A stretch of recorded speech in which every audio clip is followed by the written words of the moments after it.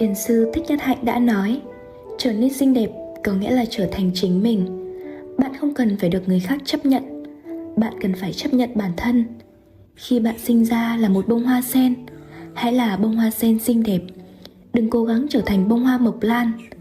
Nếu bạn khao khát được chấp nhận, công nhận và cố gắng thay đổi bản thân để phù hợp với những gì người khác muốn bạn trở thành, thì bạn sẽ phải chịu đựng cả đời. Hạnh phúc thực sự là sức mạnh thực sự nằm ở việc thấu hiểu bản thân, chấp nhận và tự tin vào chính mình. Nhớ nhé, những cô gái xinh đẹp